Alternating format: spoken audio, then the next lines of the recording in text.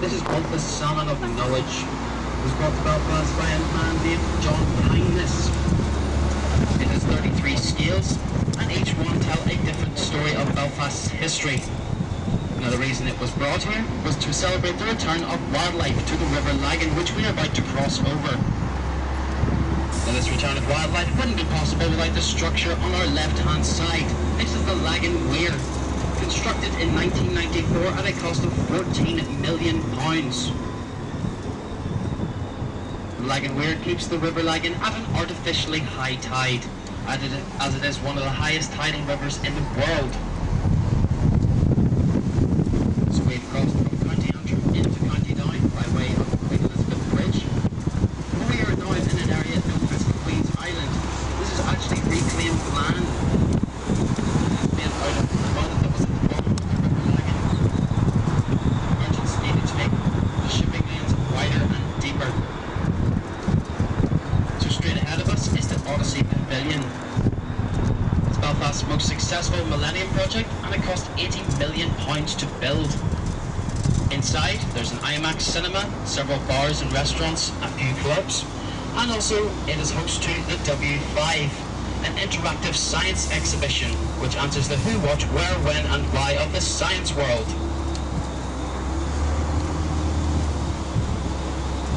Adjoined to this building is the Odyssey Arena. This is an 8,000-seater arena. Many famous artists have come to play here, and Rihanna is coming in the autumn time. Now it's also host to Belfast's newest sport, which is ice hockey. Now the problem with ice hockey in Belfast is not many people here can actually balance on a pair of skates, never mind play ice hockey. So we need to go all the way to America, Canada and Russia, and we rounded up a team. But the next problem we had was naming that team. Believe it or not, the first name put forward was the Belfast Bombers. This is horrendously inappropriate. Other names included the Belfast Bullets. Men who suggested these names were asked to leave promptly. But they have since been named the Belfast Giants, after the mythical giant Finn McCool.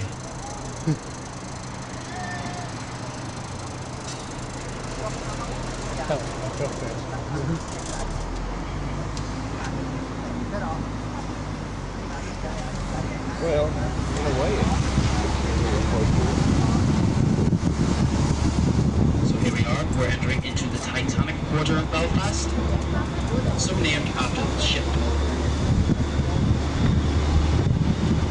Now over £3 billion has been invested into this waterside development, and at present it is the largest waterside development under construction in the United Kingdom. Now keep an eye straight ahead, you can see the Titanic Centre. Notice the design of it. It's designed in the way of backing onto one another. This gives you an idea of the sheer scale of the ship was. Now the Titanic Centre will be finished in 2012 for the centenary of the Titanic's sinking. It will also be host to Belfast's first Titanic Museum. There are over 70 museums in the world for Titanic already, and Belfast is about to get its first one. So on our left, this red brick building are the old drawing offices of Harlem and Wolff. It was here that Thomas Andrews and William Peary would draw the design for the Titanic and its sister ship, the Olympic. Now we're taking a slight detour today. If you look over your left shoulder and see this large warehouse building with the large funnels on the top of it, this was the old Harlem and Wolff paint wall. This is where parts of ships would have been painted before being grafted onto the boats. Now the reason for the detour today is it has recently been bought by Universal Studios and is now an indoor film set, with such films as Your Highness being filmed here. And more recently, including today, the Game of Thrones series is being filmed here. Other parts of the Game of Thrones series are filmed elsewhere in Northern Ireland, such as Tullymore Forest Park and the Mourne Mountains. If you keep an eye out to your right hand side, you can see the two Belfast giants, Samson and Goliath. They straddle what is the largest dry dock in the world. Now half of the dock has been opened in the last week. And Samson came to Belfast in 1969. Samson stands at a height of 96 metres tall and is also 140 metres wide. Goliath, the bigger brother, is slightly bigger,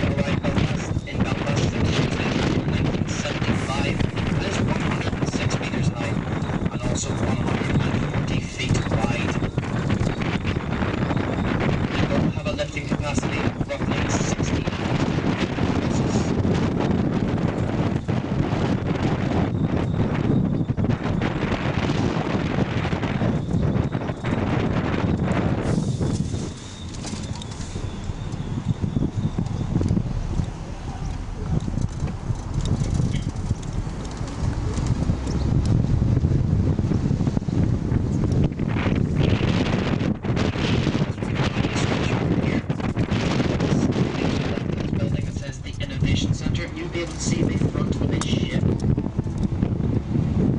It's just dead ahead of us, folks. This is the HMS Caroline.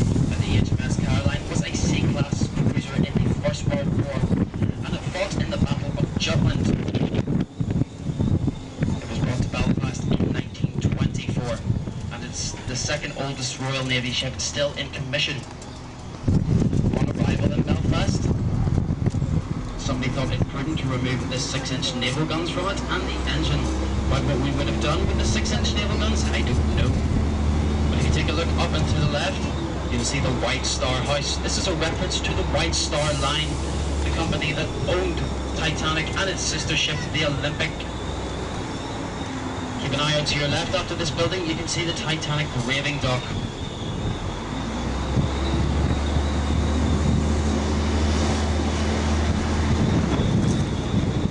Pump house as well, and the pump house could have pumped out 21 billion gallons of water in just 100 minutes. This is a huge feat of Victorian technology. Keep an eye out on your left hand side. You will be slightly over your shoulder. You'll be able to see the railing. So from the pump house to this point is actually how long the Titanic was. This is 882 feet and 9 inches long. The Titanic was also 92 feet wide. Whenever she was going in for sea trials in 1911, she would have been the largest moving object in the world, and indeed also one of the heaviest. Her tonnage was 46,328. Now the ship cost £4.6 million to build, but this was back in 1911, and there would be a lot more in today's money. And if you were a worker on the Titanic, one of the 3,000 that worked on the ship over its 3-year construction, you could have expected to earn up to £2 a week if you were a skilled worker. If you were an unskilled worker, you could have expected to earn up to £1 a week. This is because workmen are paid by a rivet.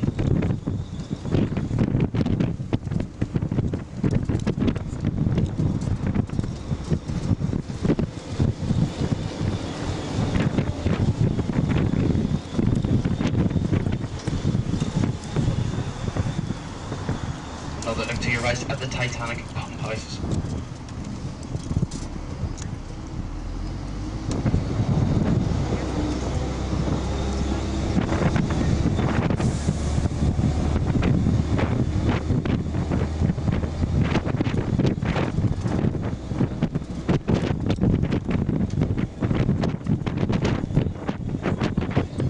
So when many people come to Belfast, they ask why we are so proud of the Titanic. A typical Belfast response is, well, she was fine when she left here. If you want to know what the problem with her was, ask the English captain or the Scottish navigator.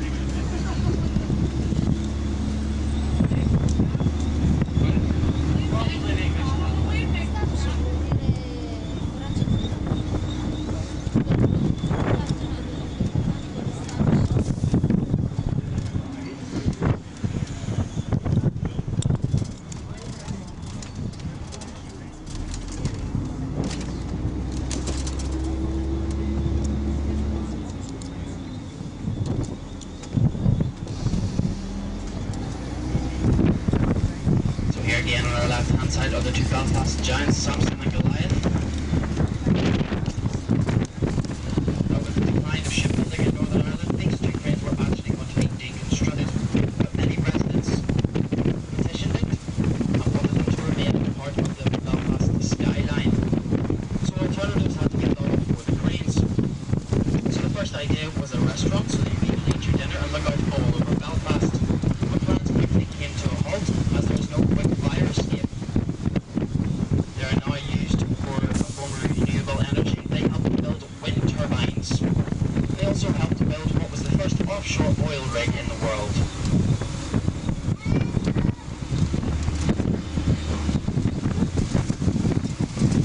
There's also an extreme sports company at the minute looking to do bungee jumping off one of them into the largest dry dock in the world.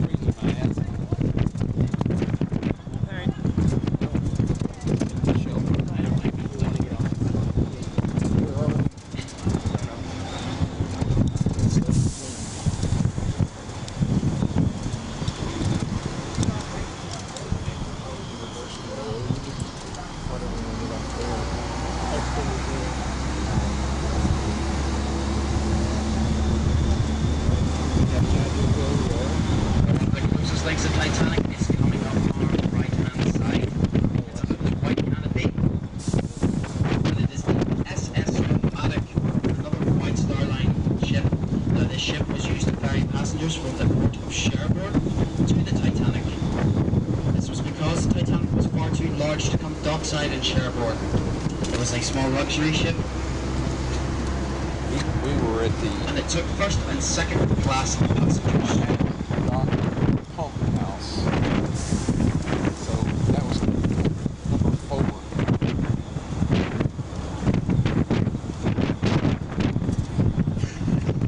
Next would be the Parliament building.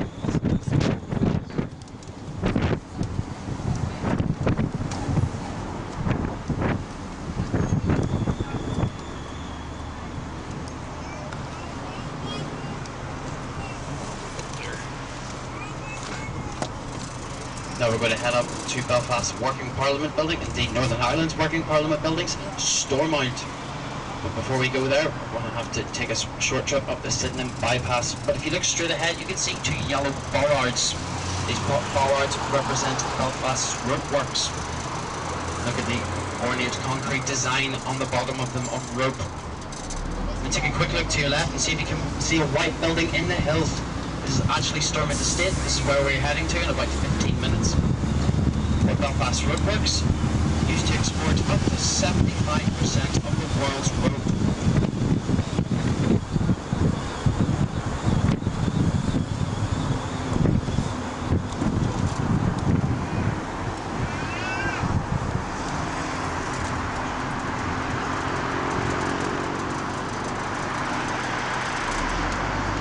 So we're turning onto the Sydenham bypass. The Sydenham bypass is Belfast's oldest dual carriageway, and it was opened up in 1959.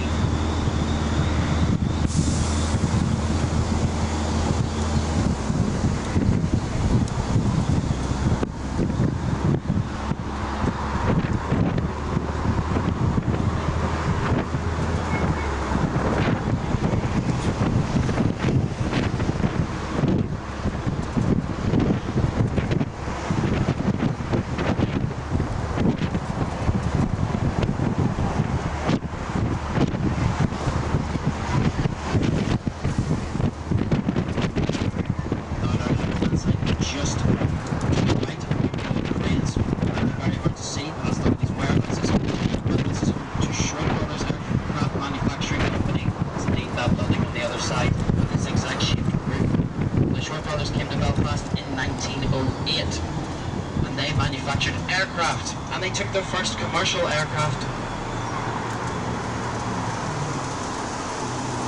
Sorry, excuse me.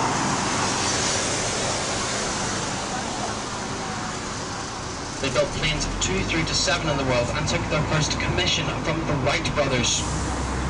Though the initial design was changed ever so slightly, wheels were actually put onto the bottom of the planes so that to make for an easier landing. If you've seen the original Wright brothers footage, you will note that the plane actually crash lands.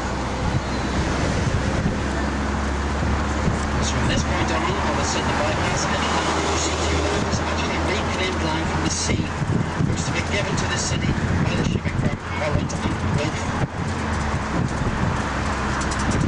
Coming up on the right, 2 green tin roofs. And this is home to the Glen Football Club, any American tour on Glen Tournament Soccer Club. The stadium is called Oval. And in the 1960s, a young man came here for a tryout. He was told he was too scrawny, but decided to go home, put on a few more pounds, but he couldn't deny his footballing talent. This man was quickly scouted and signed up to Manchester United. He won awards such as the European Footballer of the Year and became the Northern Ireland international player. His name is, of course, George Best. Now on our left-hand side is the Victoria Park. It is a particular scientific interest. It's a wildlife science.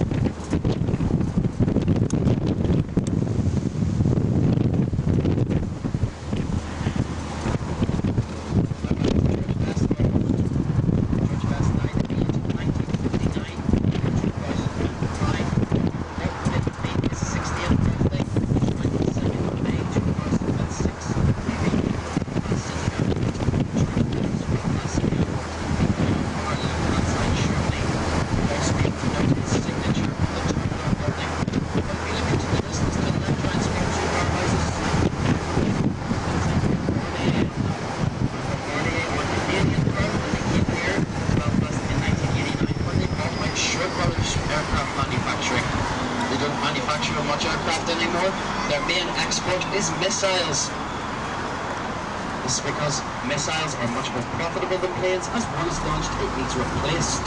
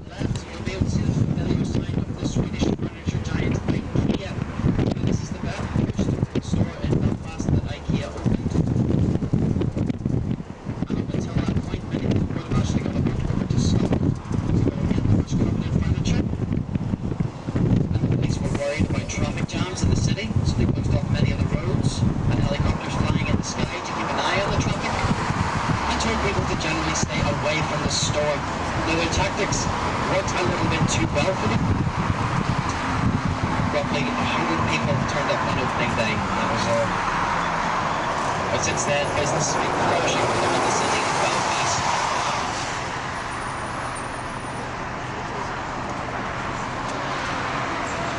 When we would take the road that runs parallel with this one, we would end up in a small town called Hollywood. And Hollywood is one of Northern Ireland's sports stars, and his name is Roy McIlroy. Roy McIlroy is a golfer, and he's recently won the US Open. And if you were to walk down the streets of Hollywood, you wouldn't be able to help but see his face beaming at you from every shop window. They're very, very proud of him down there. And if you're on some days, if you're lucky enough, you can see him driving into the centre of Belfast along the Sydney bypass in his white Land Rover.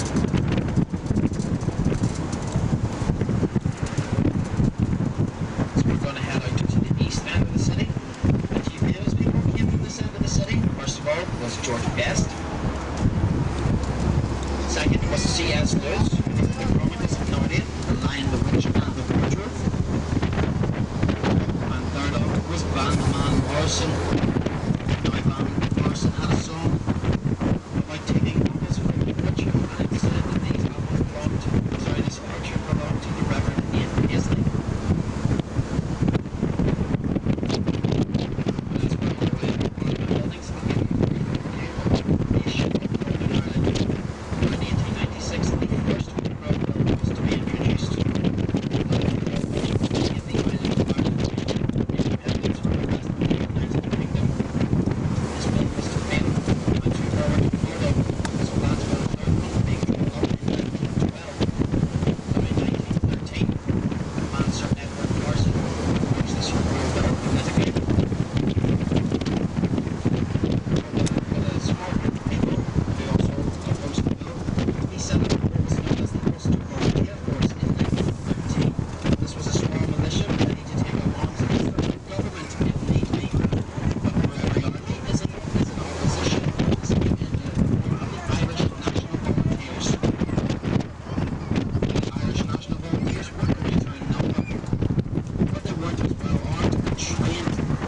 It seemed that Ireland was on its way for a civil war. The outbreak of World War I in 1914. Edward Carson threw up his European to show his allegiance to the Crown. So they became the 32nd Ulster Division. Now, not to be outdone, John Redmond, the leader of the Irish National Volunteers, had given a momentous speech.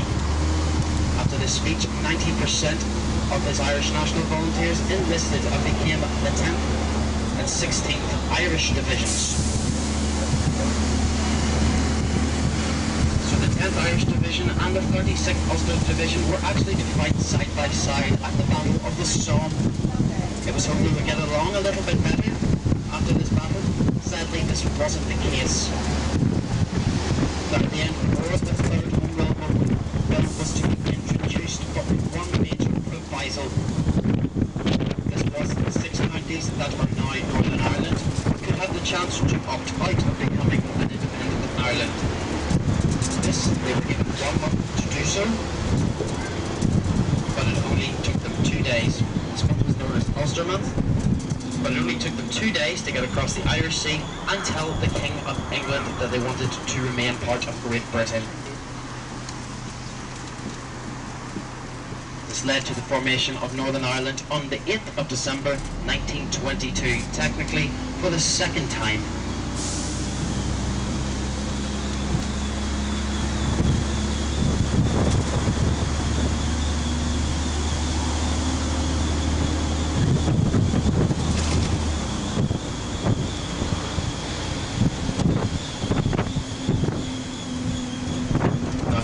Of Northern Ireland, what is now the Republic of Ireland, was known as ERA, but there was a civil war there, 1922 to 1923, between two factions.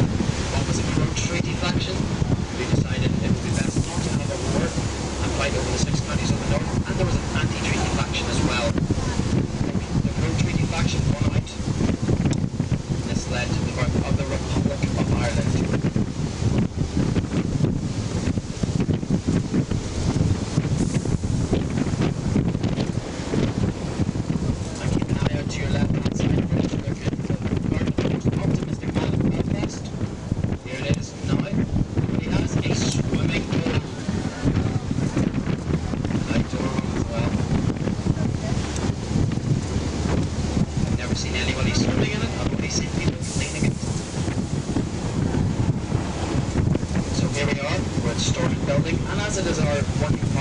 There will be a brief security check, but don't worry, give an innocent smile, or if you are a suspicious character, just tie your shoelace or something.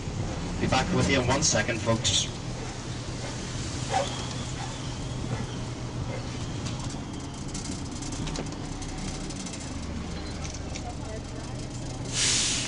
Floors, 4 of which you can see. There's an attic floor and 2 subterranean floors, 7 floors, 1 for each day of the week. On completion of construction, there were 366 trees planted here. The building finished construction in 1932, which was a leap year. It's also thought to be exactly 1 mile from the bottom step there, right down to your right hand side, to the bottom of the Prince of Wales Avenue. But it has recently been proven by Google Maps that it is several meters short, so if Arnold Thornley wasn't in his grave, this would be sure to put him into it.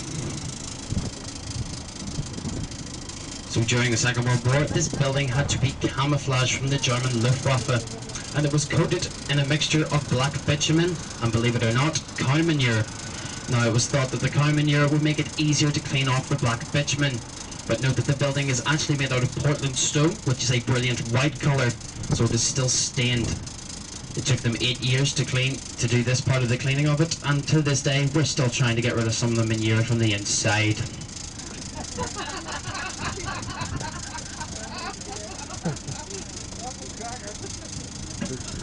So this statue on our right hand side is of Sir Edward Carson, the man who formed that Ulster Volunteer Force back in 1913 we were talking about.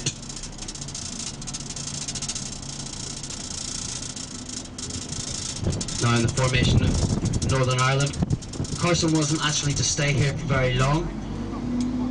Many people thought he might be the head of the Parliament here, but he refused the position, and many people thought this is because he was afraid of the IRA. This isn't actually the case. He was afraid of what most men were afraid of, women. He made several promises to the suffragettes, and he said he would be able to keep them.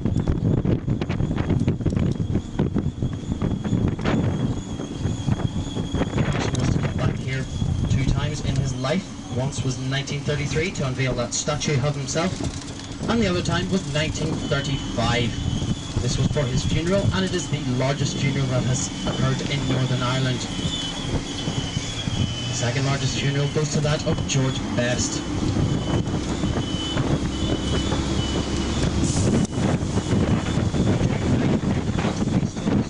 Clinton was a regular visitor to Stormont, and it is said on his first trip here,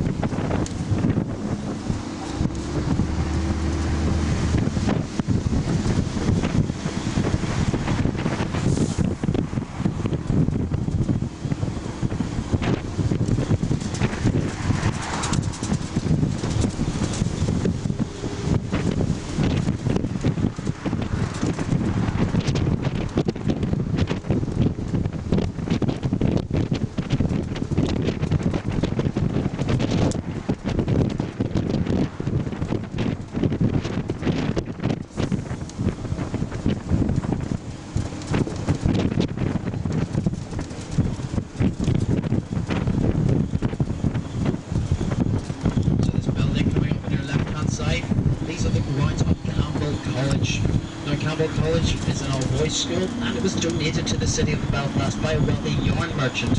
His name was Henry James Campbell. He wanted to give something back to the city of Belfast because he'd made so much money here. Famous student includes C.S. Lewis, and it's said that the grounds in there actually inspired some of the Lion, the Witch and the Wardrobe. There was also a famous teacher here. His name was Samuel Beckett, the Nobel laureate, but he didn't like teaching here very much. Upon handing in his resignation, the headmaster called him into his office and said, "Mr. Beckett, do you not realise you're giving up the opportunity to teach a Korean master?" To which he is said to have replied, "I'm indeed headmaster, though very rich and very thick. I'm off." So he packed his bags and he headed off to France.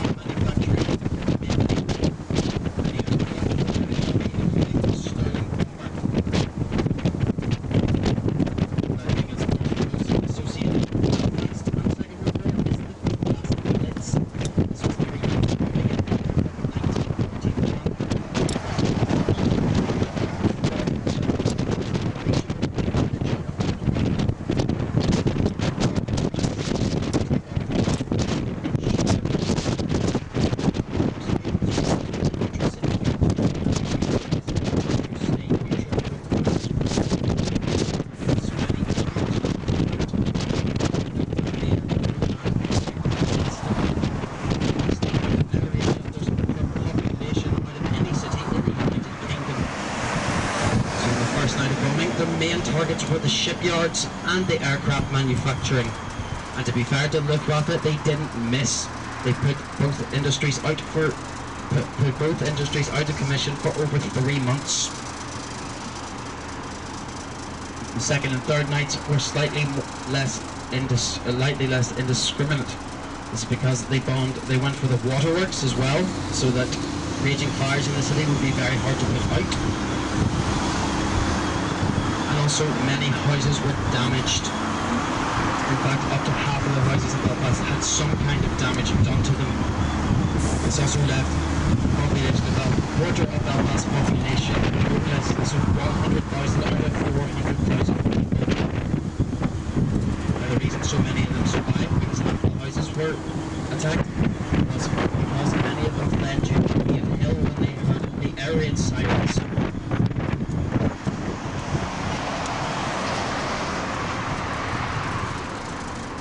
So by the end of the third night of the Belfast Blitz, over 1,000 people had lost their lives.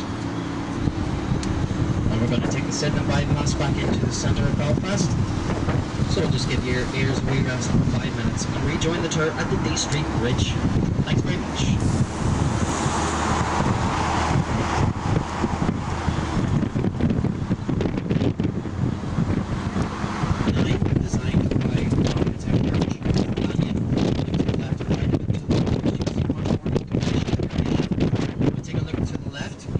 Floating ship, and it is the Floating Maritime Museum and tells the history of the River Lagan from the Ice Age to the present day. As we go around the corner, take a look at this huge metal statue of a lady. She is called the Statue of Harmony. There's an identical statue in Dallas, Texas. If you bring a thing like that to Belfast, though, it's going to get nicknamed. Such nicknames include the Thing with the Ring, Hula with the Hula, and the Door on the Ball.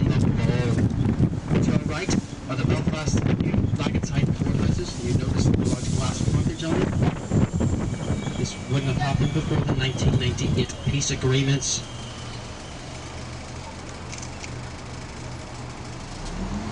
Now this is on contrast to the next set of buildings coming up on the right-hand side. These are the old courthouses. Notice this wall that is on the right-hand side now. It's a bomb-proof blast wall. It's 10 feet thick and steel reinforced. Now it was placed here for fear of car bombs being driven into the courthouse during the Troubles. The old courthouse finished construction in 1933. and was originally to be sited up next to storming buildings. But they were lacking funding and it was cheaper to place it here in the city centre. But to our left now is St George's Market, finished construction in 1896, and this is one of the few Victorian markets still working today. Its opening days are Friday, Saturday and Sunday, and you'll be able to get anything in there from a button to a crocodile burger, along with some of Belfast's local characters.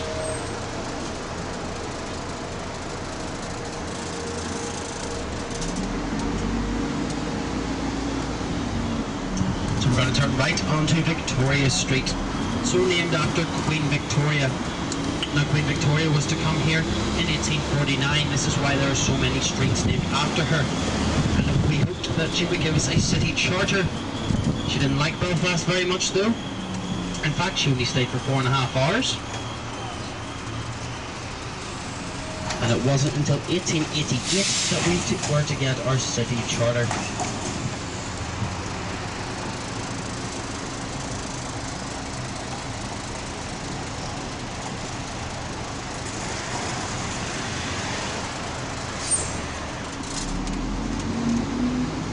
So this red brick building coming up on the right hand side is the old Belfast Town Hall.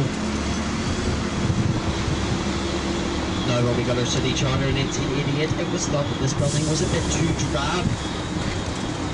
So plans for the new Belfast City Hall were soon drawn up. So as we venture further down Victoria Street, you will get another look at the Albert Memorial Clock coming up on the right hand side.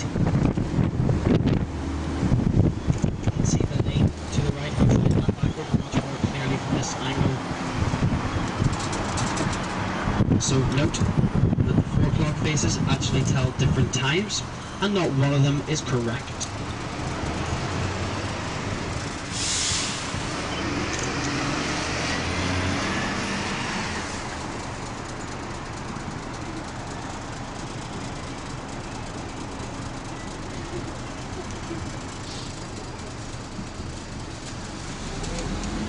So on our left hand side as we turn the corner is St George's Church, and it was finished construction in 1816, and it is the site where the oldest church in Belfast has been. There has been a church here since 1306.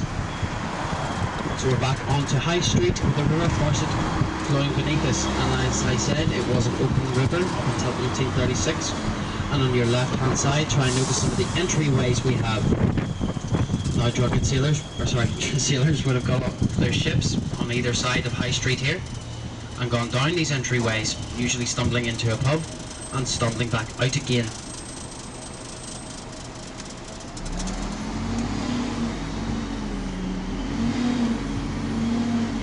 So off High Street onto Broadridge Street, so named because it used to be a bridge over the river Farset. And it was on this street that a man named James Murray was to invent milk of magnesia.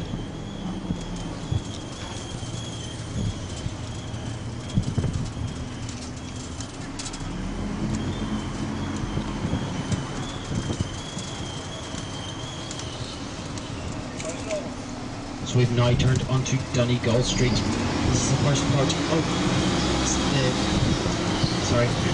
of the Cathedral Quarter of Belfast. Now if you're looking for traditional Irish music on your stay in Belfast, look no further than the John Hewitt bar coming up on the right. It's a green building.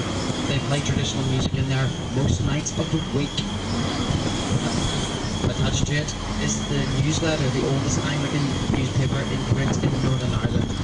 Now to your right, what the quarter is named after is St Anne's Cathedral. It's built out of stone from all 32 counties of Ireland. Look to the wall on your right hand side. As we pass it, you will be able to see what is the largest Celtic cross in the world. Look further up from it, you'll be able to see a large metal spike. This is called the Spire of Hope. Now the Spire of Hope was placed here to commemorate those who lost their lives in the 9/11 attacks.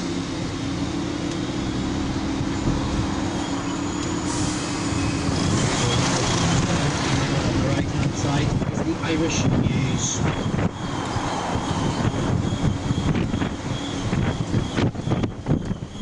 We're on Donegal Street, and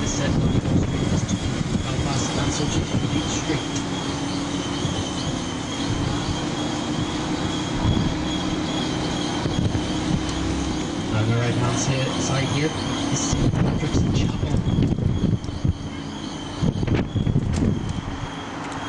The chapel finished construction in 1877, and there was a very famous painter from Northern Ireland who was baptised here. His name was Sir John Lavery, and on his death he left much of his work to the chapel, and 3 of the paintings have recently been valued at £1.5 million each. This building on our right hand side, established in 1774, is the old Belfast poorhouse. The concept of this was simple. If you needed some food and you were too poor to afford it, you could go and work in there and they would feed you. It was run by a family called the McCrackens. And there's a mass grave in there for 7,000 people who starved during the Irish potato famine. And indeed, this is whenever this building would have seen most of its work. This is from the years of 1847 to 1849. Now, during the Irish potato famine, 1 million people died, and a further 1 million fled to America.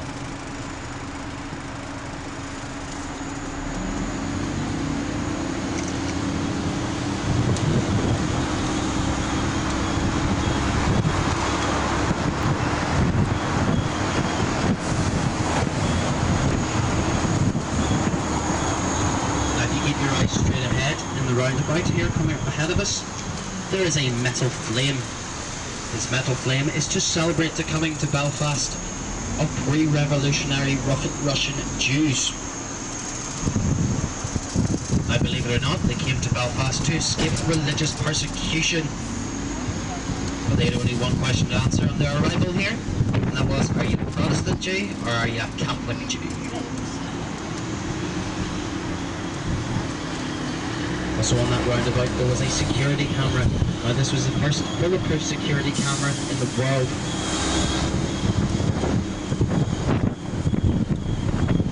But you are right inside the Mid-Inforum Hospital. It was built in 1883 and run by a group of nuns called the Sisters of Mercy. It was to be handed over to the National Health Service in 1974. Coming up on our left-hand side is the absolute shame of Belfast. It's the Crumbling courthouse.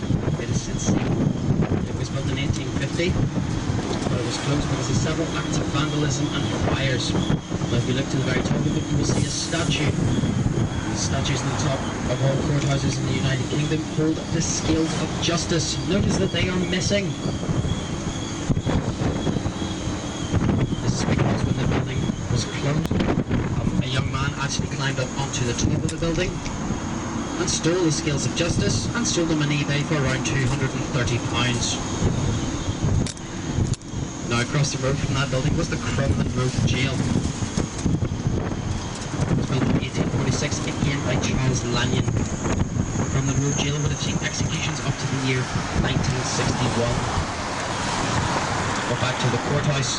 During the Troubles in Northern Ireland, it operated a deadlock court system. Now, this is one where a judge and a judge alone would decide if you were innocent or guilty. Also, they would decide the length of your sentence.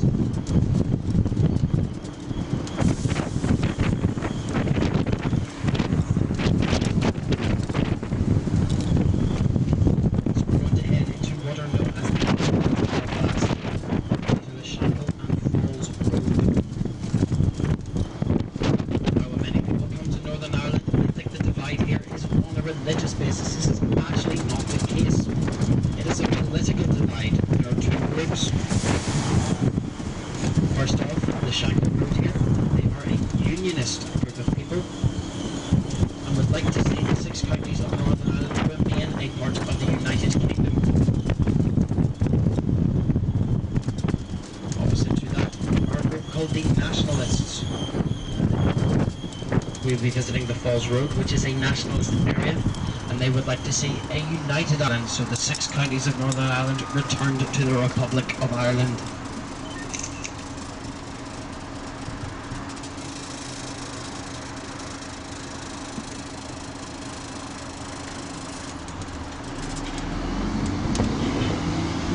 You can take a look at left and right as we go through these crossroads here. See the full length of the Shackle Road. We'll be driving down the whole stretch of it in a few moments. But first of all, we're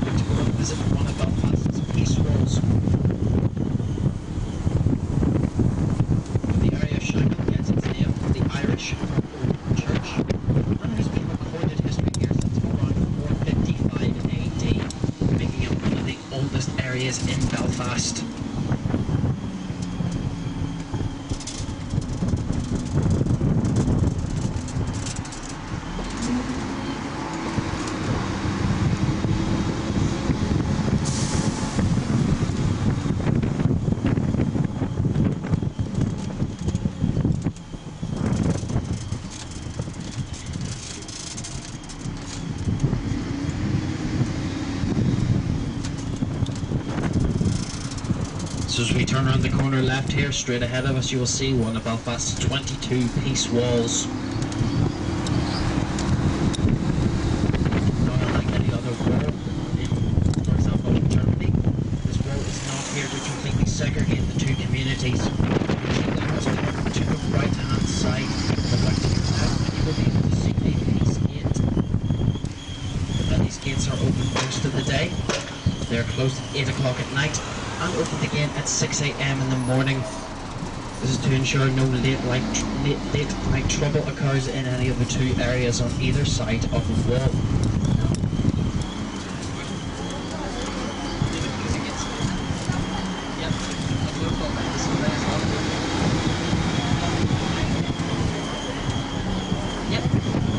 Yeah, at night time, yeah. Really far on, yeah.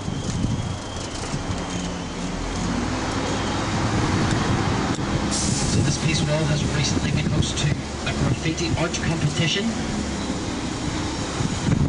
and many people from all over the world come here to sign the peace wall. Okay.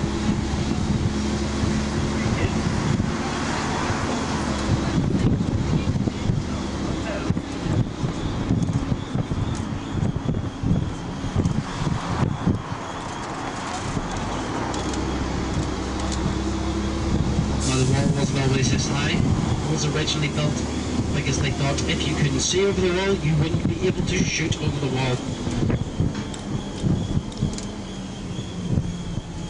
But after this, people started hurling objects over the wall. So it got higher and higher. If you look to this terracotta structure on the left hand side, you can see the words of some of famous people. First of all was the Dalai Lama: "Bring your arms to change, but don't lose your values." Look to this red face on our left hand side. This commemorates Belfast's industrial heritage. And finally, other places of conflict in the world: Israel, Palestine, Shackle, Nicosia, Baghdad and Berlin. Bill Clinton has also signed the wall, and he says strength and wisdom are not opposing values. But my favourite message on the wall has to be that of an Australian tourist. He says peace starts with a barbecue, come to Australia.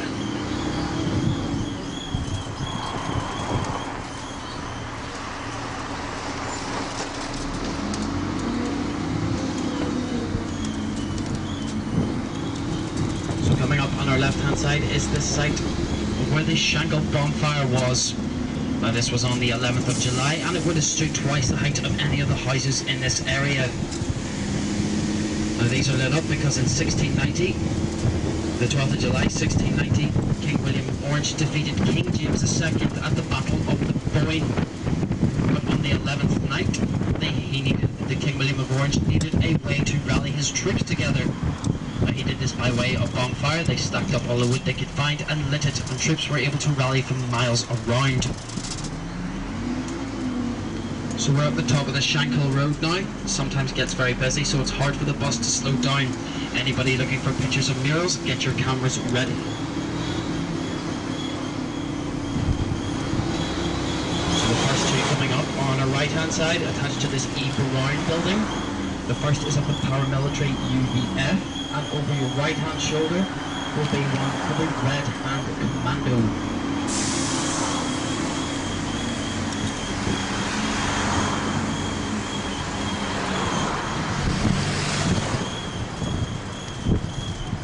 The next two are coming up on our left hand side after the shop called Glover's. There again of the Paramilitary UVF. There are also another two over your shoulder as we pass.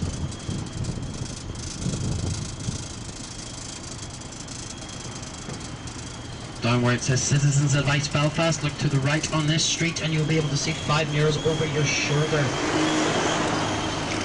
Transition of the UVF.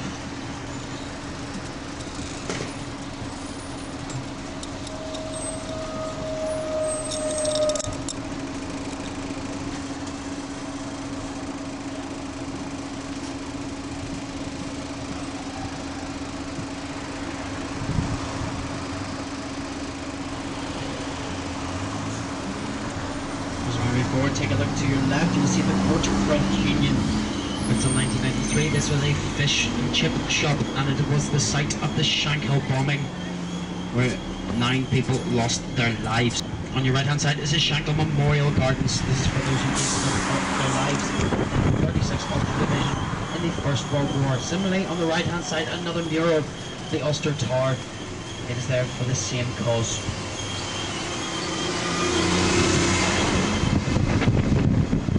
Now you're going to get murals on the right and the left in just a second. On the right is a mural for the 36th Ulster Division, but to your left, attached to the Rex Bar, the oldest bar in the Shackle, is the Somme Archway.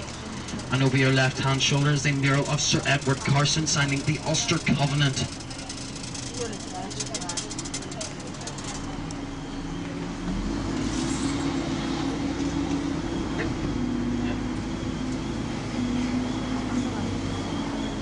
Now just before Iceland, here on the right is the Byardo Memorial for those who lost their lives in the Byardo bombing.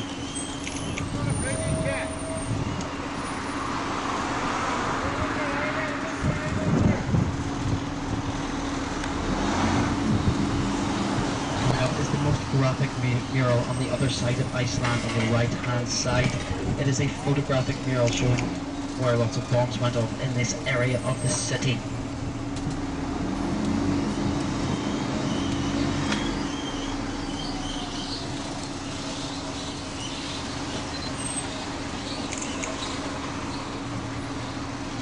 Now we've seen various murals of the UVF. This is the paramilitary UVF in this area, and is not to be confused with the UVF set up by Sir Edward Carson in 1913. They have absolutely no ties, and it doesn't matter how many First World War soldiers they paint on their murals.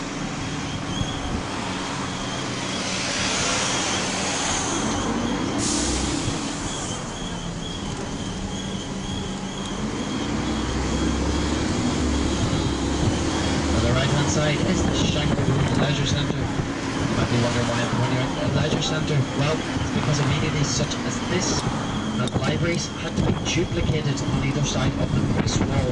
You'll be able to see its twin when we reach the Falls Road.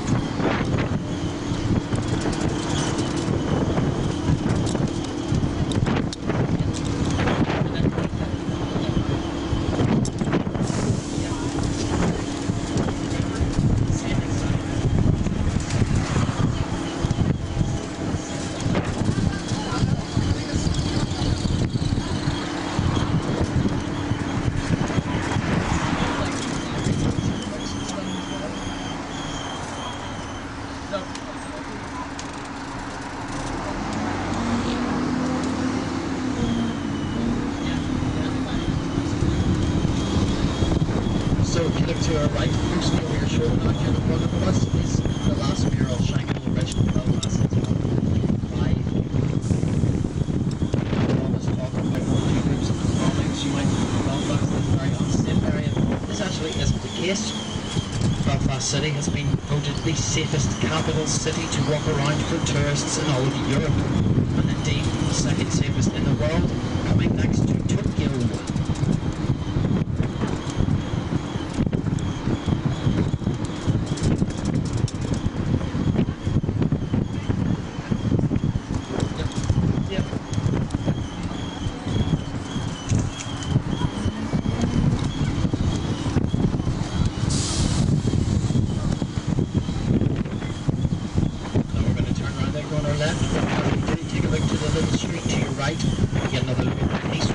See that we are on the other side of it, and see how close the houses in this community actually are to it.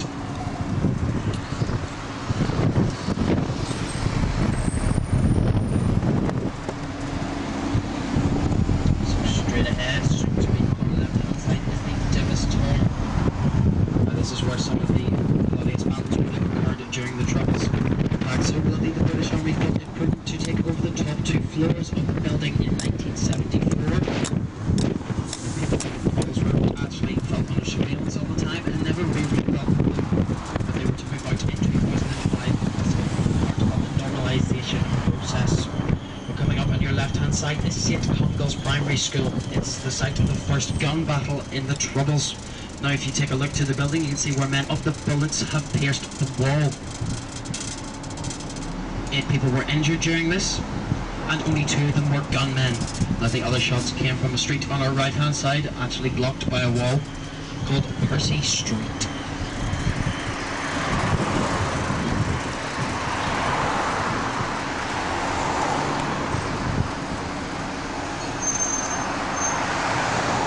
Well, on the right hand side here is what is known as the International Wall. Now, it is a selection of murals in which people who Falls Road want to show their support. They mainly self-explanatory, apart from Picasso Guernica there, which is an anti-war mural.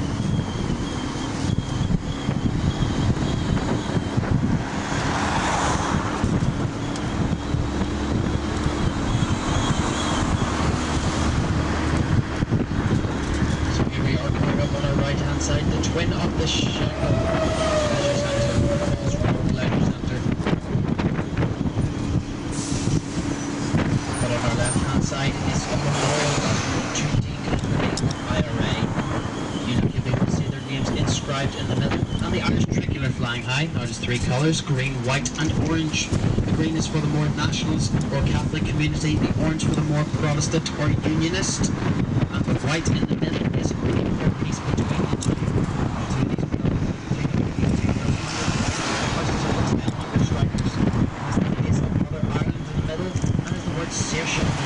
Which is Irish for freedom. The second one is the most photographed mural in the entire world. It is that of Bobby Sands. He was the first of the 10 hunger strikers to lose their lives in 1981. Now the hunger strikers were striking for political status as prisoners, and it wasn't until 10 of them gave their lives that they got this.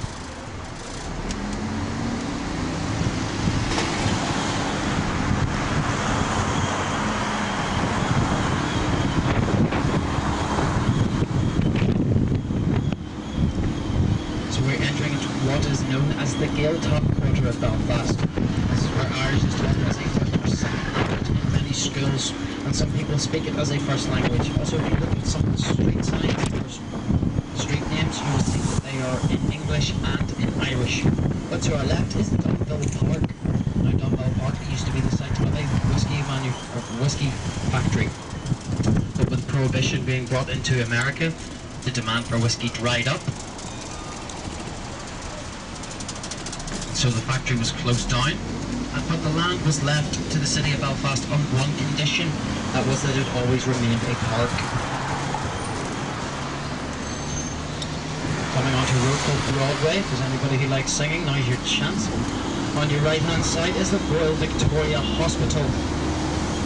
That is the largest hospital in all of Belfast, and was the first building in the world to be fitted with air conditioning. 1970s, it was a teaching hospital. This was so doctors from all over the world could come behind and operate under fresh public rooms and long pathways. It is also where the man named Professor McIntosh was to invent the portable defibrillator. This is the machine that stops your heart during cardiac arrest and lets your body re-establish a rhythm for your heart.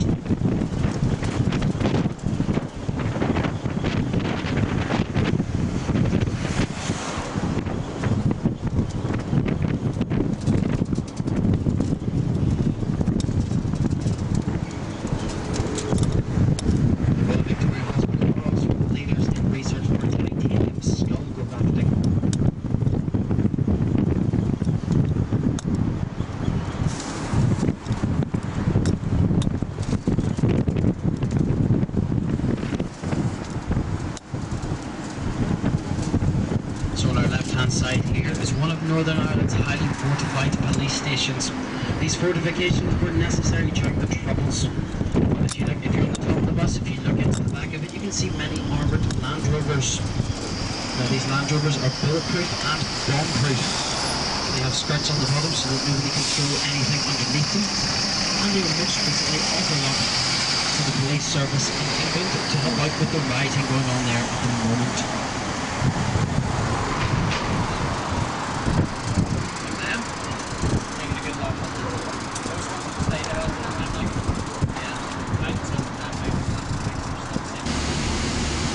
Became such a regular rare occurrence. The hotel actually used to give commemorative ties to visitors who were staying when a bomb went off.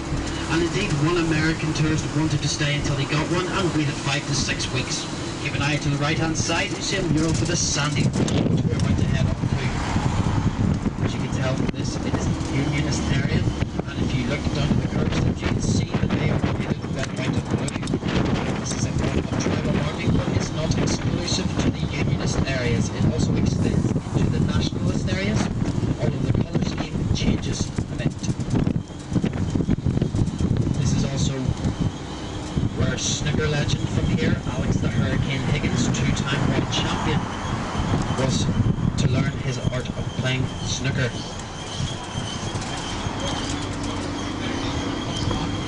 Now he also returned here and lived out his last days in a building called New Lydia House, which we will see at the very top of the road. Those of you looking at pictures of murals, get your cameras out again. Be coming up on our right hand side in one moment. Now these are the two worst placed murals in all of Belfast. This is of the late great George Best. Attached to it is one for a paramilitary group. Now many people come to the conclusion that George Best has some affiliation with this group upon saying this. This is not the case at all. In fact, George Best did his best to stay away from Irish politics altogether.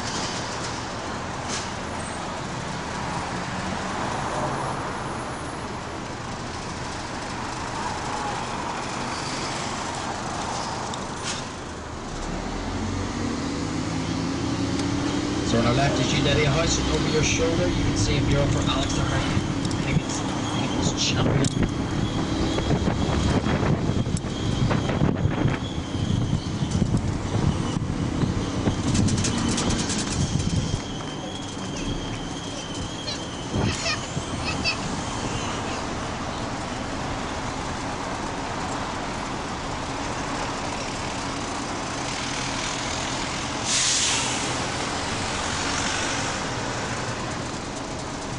Now if you wanted to enter Belfast in the 1800s from the south side of the city, which is where we now are, you get Belfast, and indeed the ugliest building in Belfast, 9 years running. It is the Belfast City Hospital. We're about to go past the houses on the right hand side here. These belong to the Belfast City Hospital, but they didn't always. In fact, this used to be another one of Belfast's poorhouses and workhouses, but this one was different to the other one that we saw run by the Muckrakens. This one had an asylum in it. So if you refused to work here, they would send you to the asylum, and if you spent 2 days in the asylum, you would go back to work.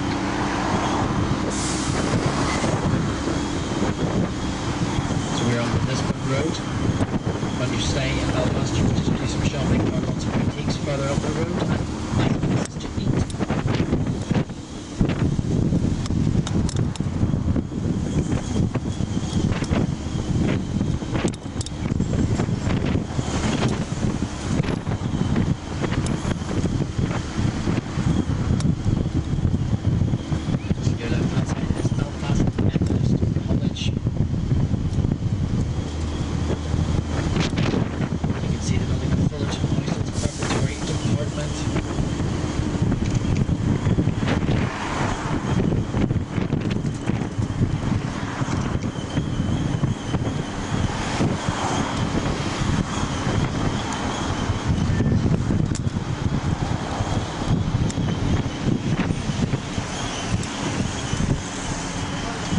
South side of the city during troubles was actually one of the more peaceful ends of the city. In fact, there are little to no peace walls in this area.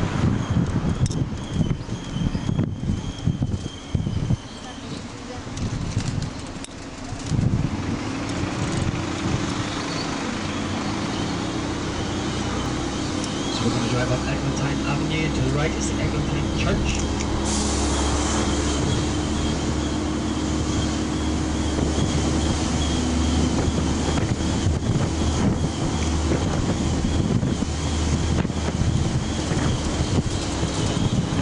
Also the street your tour guide used to live on when he was a student in Belfast.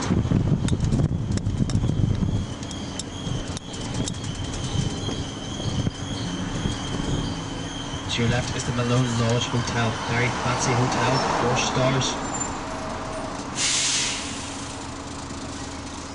A few passengers getting on here, folks. Just 2 seconds.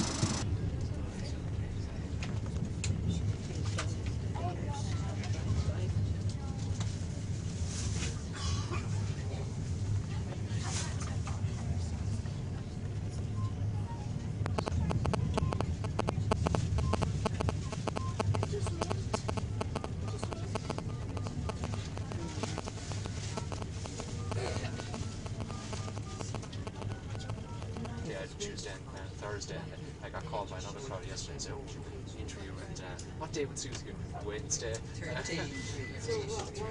Petty Power and some kind of creme, you know.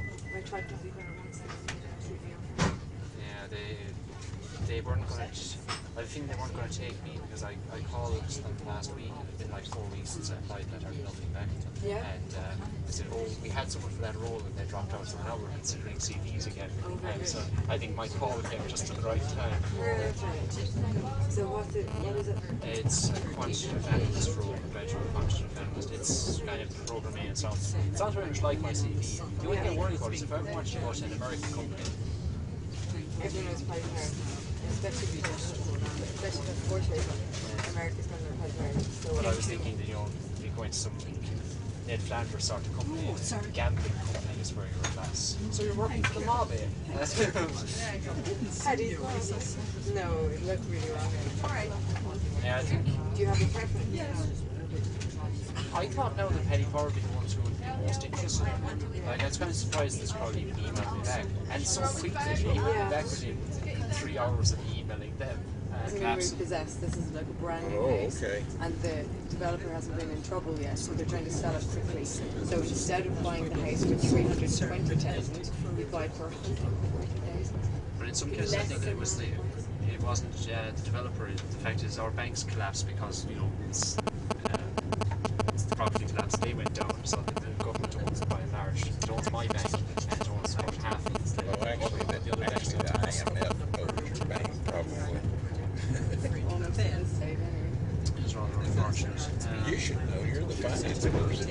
Well, yeah, it's all gone into Lama, you know. Yeah, which is now one of the largest property owners in the world now. Yeah. Basically, there was so much debt in the world, or in Ireland, around the banks.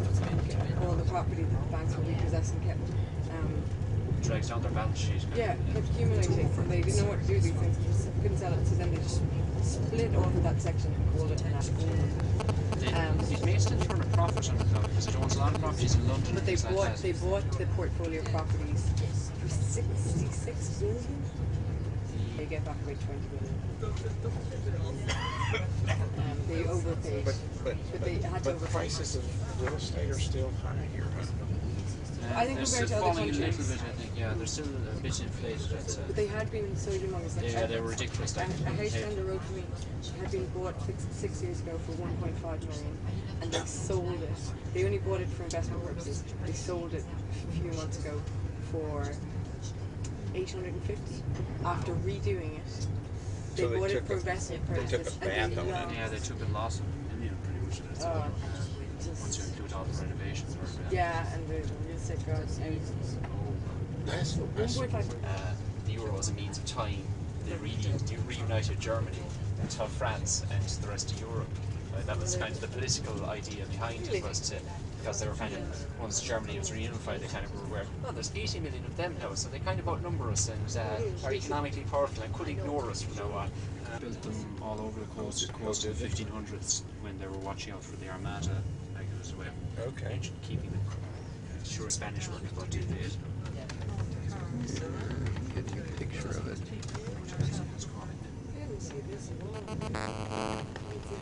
Shoot. I love that. I've gone across the border and it asked me to match up new times on this. Have you applied daylight saving? Yes. I don't know if the time hasn't changed.